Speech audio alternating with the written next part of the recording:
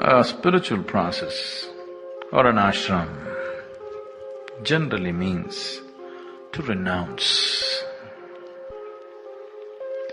The moment I use the word renounce or renunciation, people think in terms of how to give up the mother-in-law, how to give up the wife, how to give up all the things that we don't like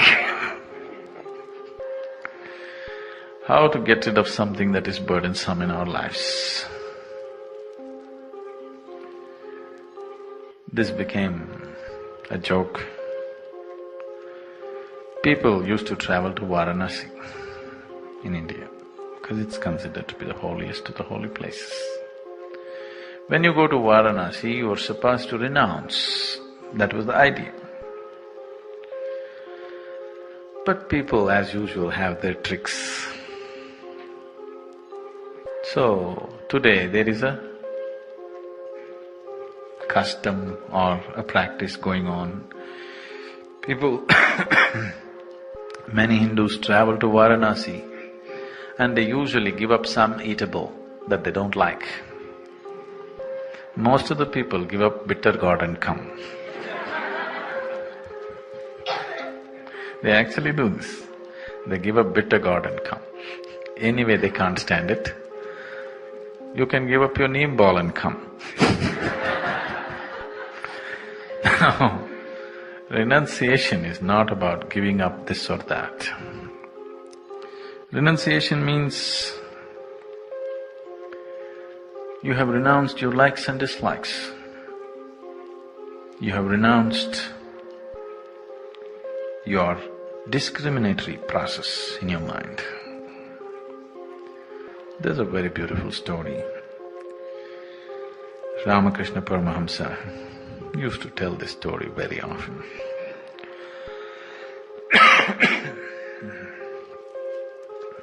As I was saying, it has been an age-old custom in this country. When people attain to a certain age, they renounce everything and go away. Once they reach a certain stage in their life, everything that's precious to them, their wealth, their home, their children, their relatives, all that meant something to them in their lives, to walk away from that. And they usually make a trip to Varanasi, Kashi. So old people at the age of 60 generally walk away. The idea is to travel to Varanasi and to travel to many other sacred places which are places of pilgrimage and die in the process of travel. Or sometimes, if life doesn't leave you, you come back very old. Let's say from here to Varanasi is about 3,000 and odd kilometers. Walking on the way, there are many temples and pilgrim places. By the time you visit this whole thing and come back, it may take 8, 10, 12 or 20 years, depending upon how you walk, how much scenery you watch around you, you know. So by that time your life is done. Like this one couple set forth, renounce on the path of renunciation. Husband and wife walking. Husband was walking a few steps ahead of the wife. Then he saw a diamond on the ground. The moment he saw it, he feared that if the wife sees the diamond, she may lose her resolve for renunciation. She may want to pick up the diamond. She may want to keep it in her purse. She may want to wear it around her neck. So with his foot he was trying to hide the diamond in the mud. The wife caught up with him and noticed that he was doing something. She asked him, "What are you doing?" He tried to avoid the whole issue. Then she saw the diamond and then she said, "The moment you distinguish between what is mud and what is diamond, then there's no renunciation in you. The moment you recognize something as precious or something as not, the moment you recognize something as sacred and something as not, then there's no renunciation in you." So when we say renunciation, when we say living in the ashram, it does not mean giving up. It just means that you are capable of involving with every aspect with the same intensity, with the same sacredness. There are two ways. Either you see everything as absolute nonsense, that's one way, or you see everything as sacred, that's another way. If this is sacred and this is nonsense, then you miss the whole point. If you want to live seeing everything as absolute nonsense, everything and everybody, you see them as total nonsense, then you cannot live among people, you must just live alone. That's one way. Or you see everything and everybody as sacred, then this is another way, but now you can live among people. Either you're involved with everything totally without discrimination, or you are not involved with anything at all, including your body and your mind. That's another way. Both will work wonderfully. But right now, for most of you, the way you're made, your mental makeup and the social situations in which we live, it's better to see everything as sacred rather than seeing everything as nonsense. Both are true. Both are wonderful means, but we must choose what we are ready for, isn't it?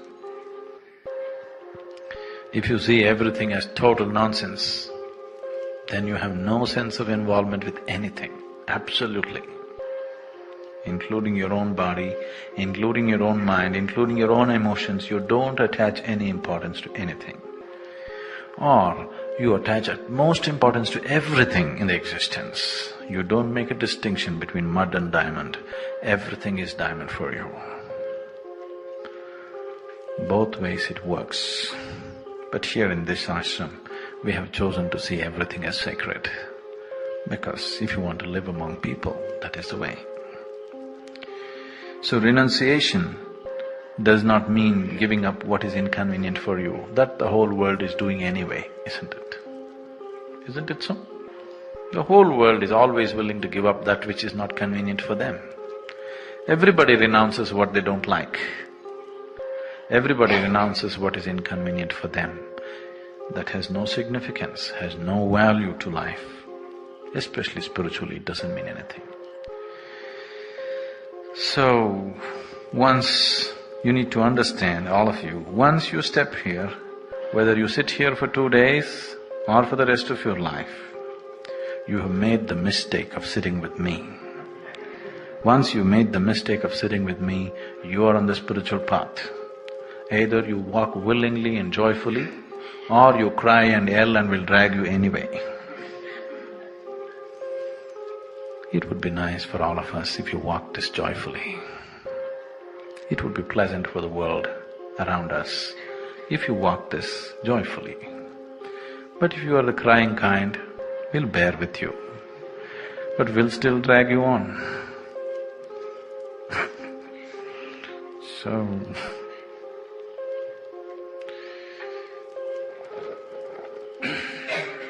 Any questions?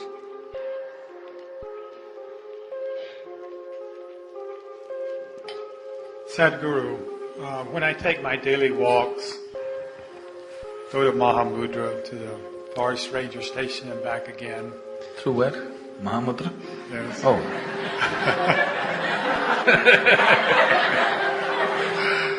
I never thought that was a walking place. As soon as I step outside the ashram, there's a very distinct and strong energy shift that I feel. And I wonder what's going to happen when I go back to the States. Could you talk about the difference in this energy shift and why it's so? I know that you've said before that construction workers that come here to work benefit from this place, even stray dogs. And I wanted to know… I didn't mean you, okay. That's really… And I wondered if you could elaborate on that. Okay.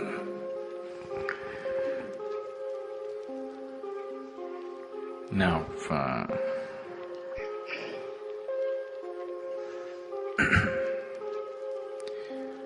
the energy space that is created here, you can take it with you even if you go to Mars. Why states? But you cannot take it to Mahamudra.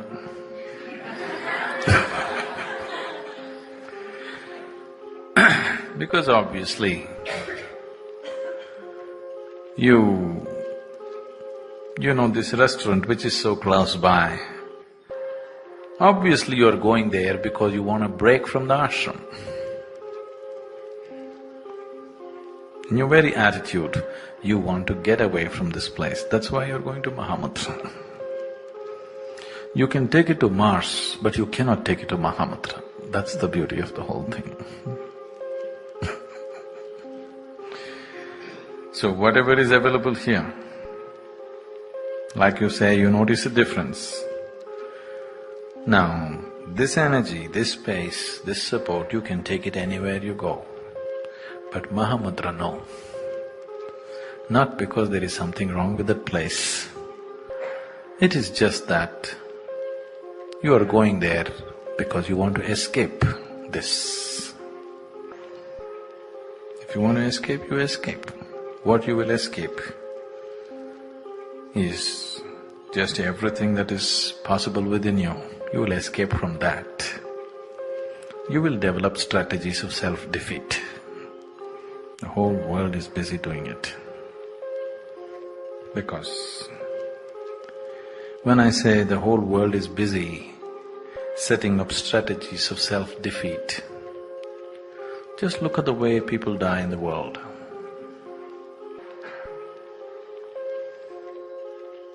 If you are in close quarters with people who die, you will see 90% of the people, or even more, why 90, even more, will die the last moment, out of fear, out of total cluelessness, out of total non-control over their own systems. They will die urinating, they will die passing excreta, the last moment. It is not just physical, these things. These things have a lot to do with how established you are within yourself. What you have done to yourself with the process of life. Have you been self-destructive or have you made something out of this? This is… the moment of death is a clear statement. Your whole life you may pretend, but moment of death you cannot pretend. Who you are, death makes a clear statement out of you. So, you want to wait till then and find out, it's up to you. But if you have any sense, you should do something with yourself now, not setting up strategies against yourself. If you try to avoid that which is a means to your ultimate well-being, definitely you're a self-destructive person, isn't it? If you try to avoid it, even if you try to take a break from that which is for your ultimate well-being, then you're self-destructive in some way. Now you want to eat a different kind of food, that's different. You want to breathe fresher air, that's different. You want to get some exercise, that's different. But you want to escape the situation, that's very different. So that's why I said, this space, this energy, you can take it anywhere you go, but only Mahamudra.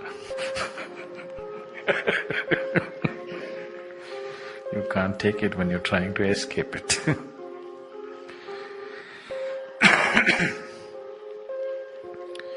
So when I said, anybody who enters this space, even unconsciously, maybe they come here for business, maybe they come here just to work, even a stray dog, I said. I know we can very easily pass this off as coincidence or maybe so many other explanations. But if you do not know this, every other farm in this area, see, we are not so large, it's just a small piece of land in terms of animals. Every other farm in this area, with all the securities and electric fences and everything, they have been broken in by animals, wild animals like elephants and other animals. Not once have they done that to the ashram. As you know, our electric fences, ours especially, doesn't work all the time.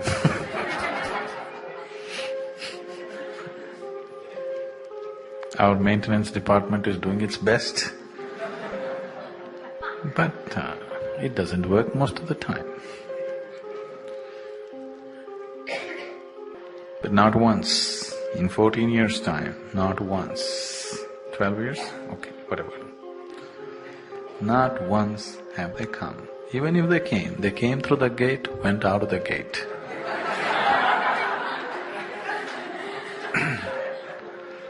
That's extremely good behavior for wild animals.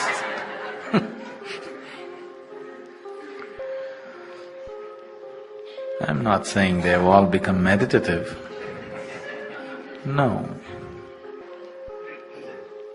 But in some way they're influenced, or maybe they don't like our food, so maybe they're going to Mahamudra.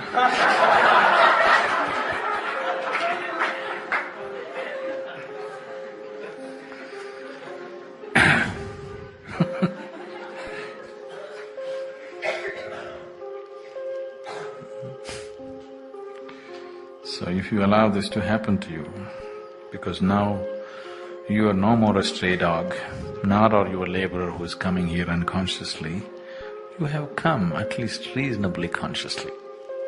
You are not all consciousness, but enough consciousness at least to bring you to a place. Once you have that much in you, now there should be no stepping back. Stepping back would be utter foolishness. Now should be no stepping back, just push your gas pedal to the floor and keep it on for the rest of your life. There should be no let up, no brakes, Mahamudra brakes, no, all the time on. You must keep it on, because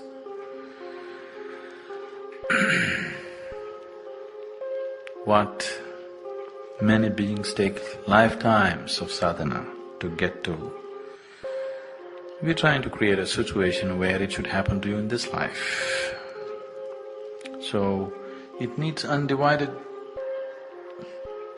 attention, otherwise it won't happen. But what should I do? What should I do? What you do is not the point. How you do everything is the point.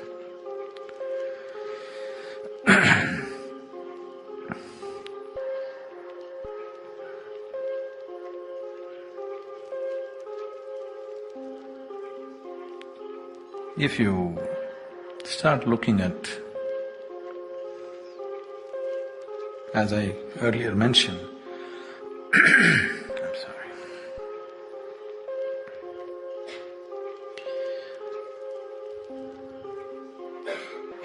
See, living among 100, 200 people on a daily basis, interacting with them on a daily basis, when so many people are there, you know you have to bear with so much.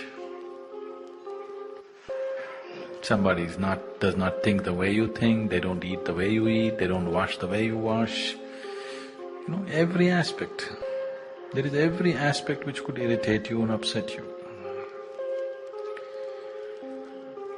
People don't think, feel and understand the way you do it. Every human being is different in their own way. And especially now that Isa is also becoming a kind of cultural melting point, you know, they eat differently, they walk differently, they think differently, they feel differently.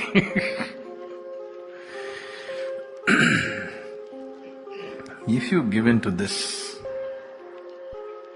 then living together with such a large group of people will lead to insanity. If you just give in to this process of liking and disliking what people are doing and not doing, then surely it'll push you towards insanity. Only if you have a little deeper establishment within you, if you know something little deeper than your own mind, you know something little deeper than your own emotions, your own likes and dislikes, you're not 100% free from it, that's okay, but you know a little bit of that. If you don't have that, then this will drive you to distraction. If you have that, every day you go through the whole struggle but it doesn't take a toll on you, that's a good situation. That you are not oblivious to the struggles around you, you go through all the struggles, but still it leaves you untouched. This is good for your growth.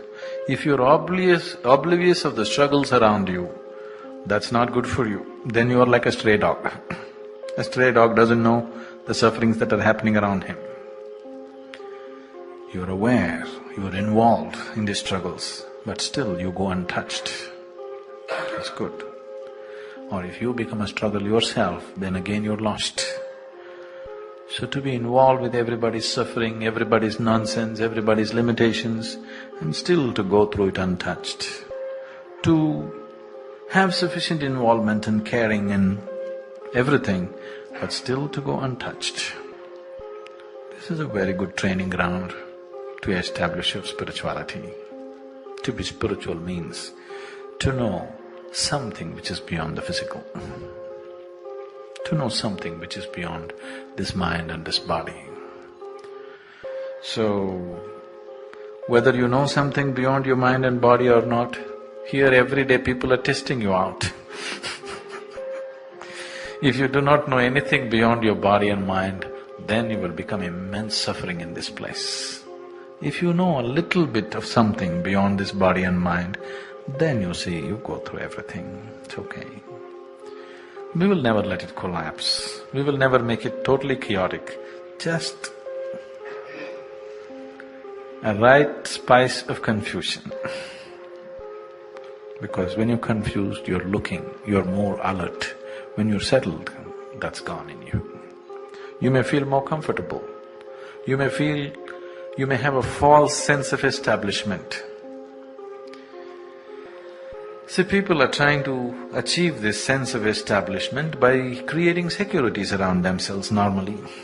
Make a family, secure job, secure life situations, secure social situations.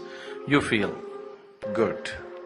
But you constantly live with the fear that if any one of these things are taken away from you, you will become upside down. You have noticed, and probably you yourself have gone through this, people who are living wonderfully today, tomorrow simply because somebody died or their property went away or something else happened, you find them absolutely broken and finished. Yes? Haven't you seen this again and again in the world? Or probably you yourself have gone through this. So this kind of establishment is not going to take you through life and beyond.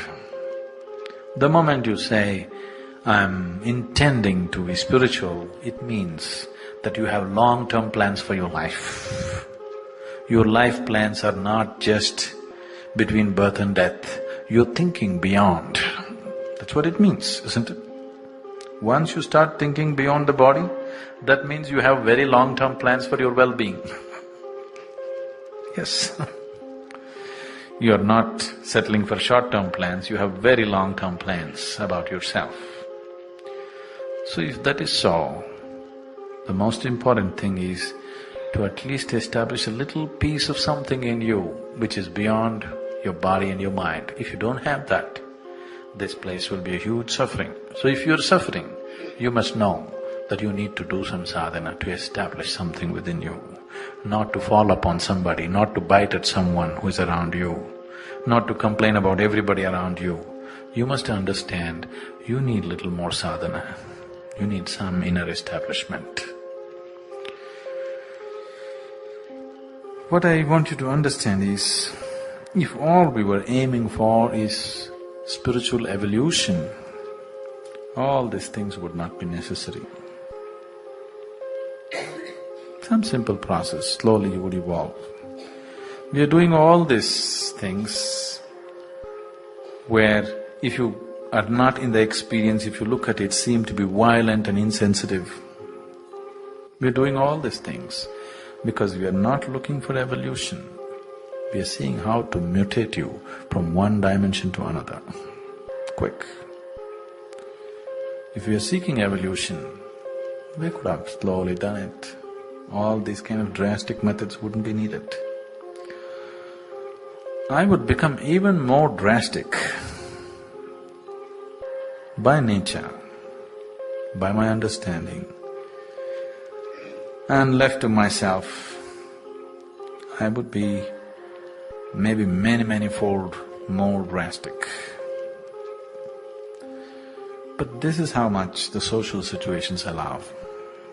If you go one step forward, there'll be too much problems. So, in a certain way, I'm terribly held back because there is an outside society which we have to face and which we have to be in tune with to make things happen here peacefully. And now all of you have become your own kind of society. So you don't need any external… you're not reading newspapers or magazines, so no outside gossip is coming. But you have sufficient gossip inside the ashram, isn't it? Isn't it so? So this has become a society of its own. So even this society, unfortunately, is not 100% open to everything. Even here you have to do things carefully. That's very unfortunate, but that is the realities of life.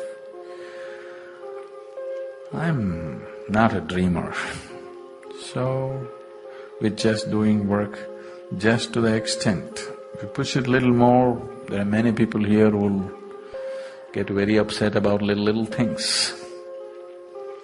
So to maintain this social order and the larger social order, it's a huge compromise. The outside society situations we can't change overnight, it's not in our hands. But if this society becomes more mature, more understanding, more centered within themselves, not bothering and meddling with what's happening with somebody else, I could become a little more drastic, become a little more forceful, make growth a little more compulsory.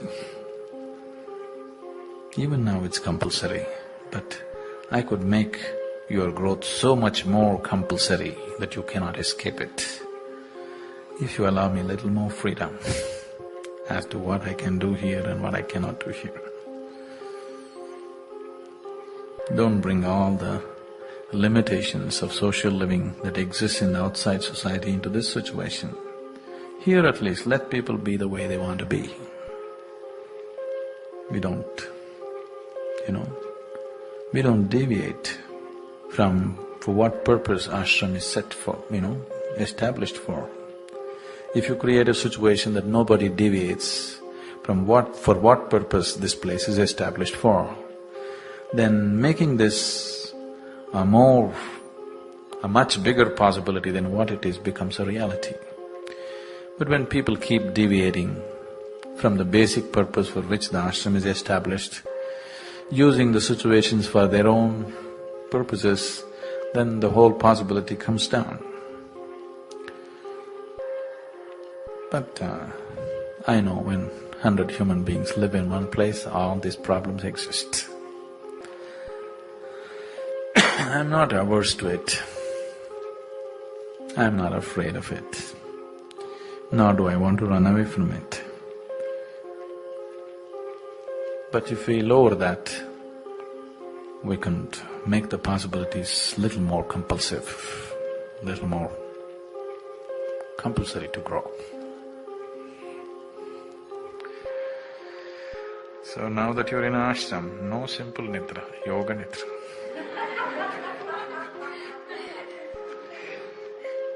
You don't know what's yoga nidra? Nidra means sleep. Yoga means you know. So, when you sleep, you simply sleep. Don't try to do any funny things with it. Like I was telling them in the morning, I know you have been told, before you go to sleep, somebody tells you sweet dreams. Okay, nightmares.